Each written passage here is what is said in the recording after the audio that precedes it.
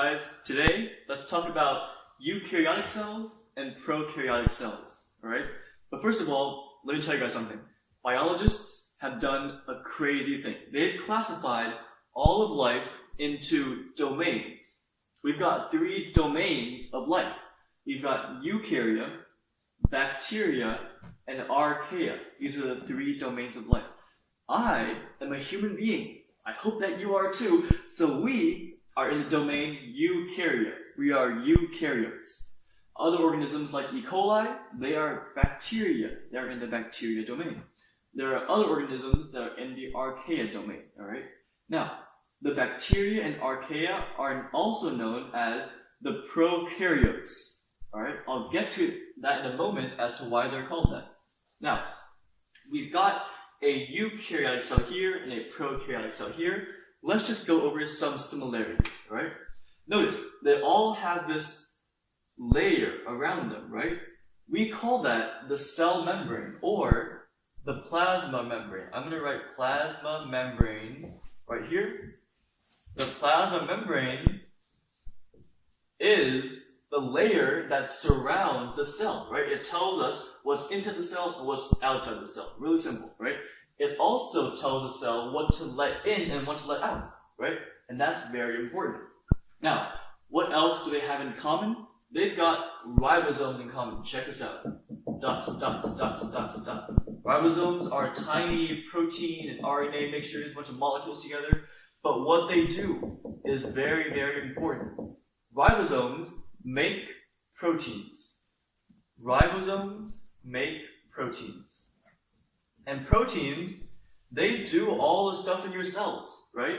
So, these ribosomes make them and allow them to do that. Very important. Now, the ribosomes in eukaryotes and prokaryotes are actually different, but for now, just know that ribosomes are in both of them to make proteins. What else do both of these cells have? Well, they've all got, of course, your DNA, right? Check this out. Your DNA is right here. DNA, DNA, DNA. Very important stuff, right? This is the stuff of genetics. This is what gets passed down from your mom and dad to you, right? Your DNA. And lastly, the most obvious one, the cytoplasm, right? All cells have a cytoplasm. And what that means is just basically everything that's inside the cell membrane, except for the nucleus. We'll get to that in a moment. But the cytoplasm is basically this gooey jelly stuff in here. It's mostly water, got proteins, amino acids, all that stuff. But it's this gooey stuff within the cell membrane. And it's what is basically the cell. It's what the cell is made of, right? The cytoplasm. Now, let's get on to the juicy stuff. Let's get to the differences, right? Now, before I get into that, let's talk about this name. Eukarya and prokarya, or prokaryotes, right?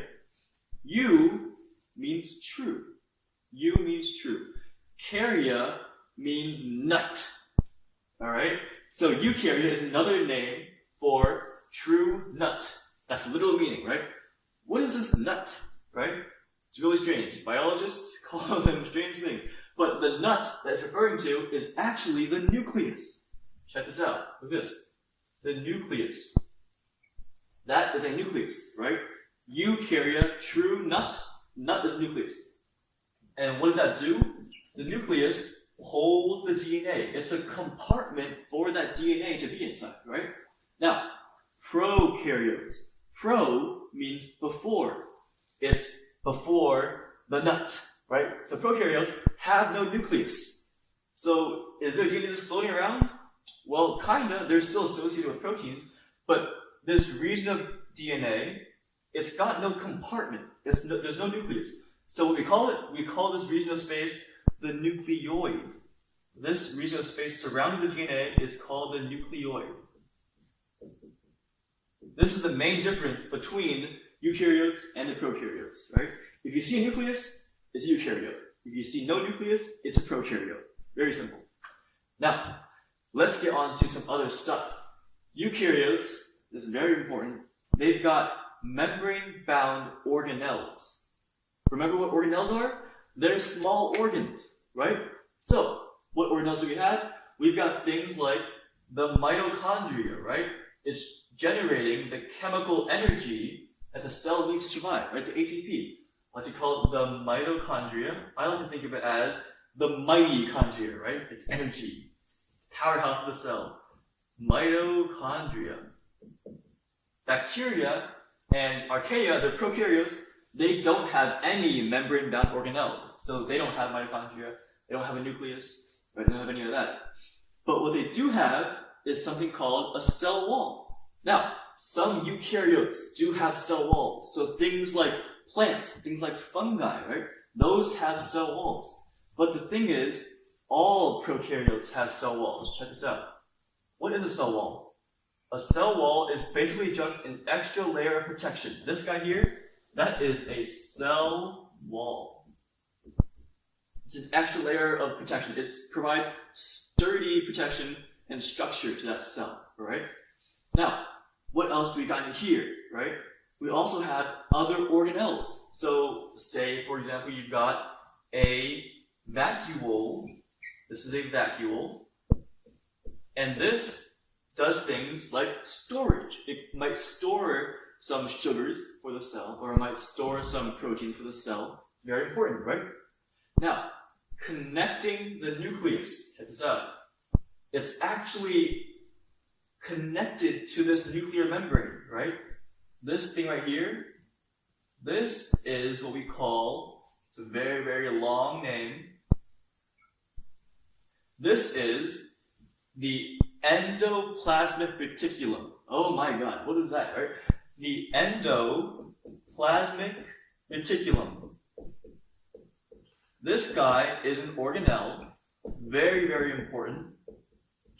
And for now, just think of it as a protein synthesizing compartment, right? It's got all these ribosomes attached to it. In fact, this type of endoplasmic reticulum, or sometimes we'll shorten it as ER, it's ER.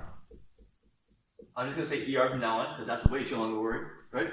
The ER, it's got these ribosomes stuck onto it, right? So what do ribosomes do again? They make proteins.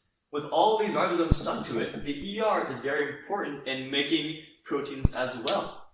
And, look at this, it can transport them into these small membrane-filled sacs.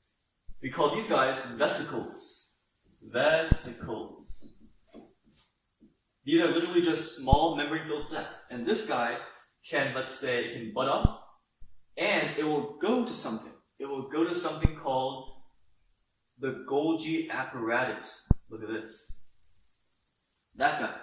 The Golgi, I'm kind of running out of space here, but this is the Golgi. The Golgi body, or the Golgi Apparatus. So this vesicle might bud off here. You can go to this Golgi Apparatus, where it will be modified. The proteins made from ribosomes go to the ER, they get modified, they get sent to these vesicles, they go to the Golgi Apparatus, modified even more, and then they get spit out again as another vesicle, and they go to wherever they want to go, right? Now, I hope you notice that the eukaryotic cell is looking a lot more complicated than the prokaryotic cell, right? That's a very good observation, because we generally consider eukaryotic cells to be more complex than the prokaryotic cell, right? I mean, the first thing you notice, right, this guy is tiny. It's small compared to the eukaryotic cell. Now, these are all organelles as well. So things like the ER, the nucleus, vesicles, mitochondria, vacuole, plant cells might have things like chloroplasts. Those are also organelles. Now, again, eukaryotes have membrane-bound organelles, prokaryotes don't. And the biggest difference, remember, eukaryotes have a nucleus and prokaryotes don't. I hope you guys found that very helpful. If you have any comments or questions, leave them down below. Thank you.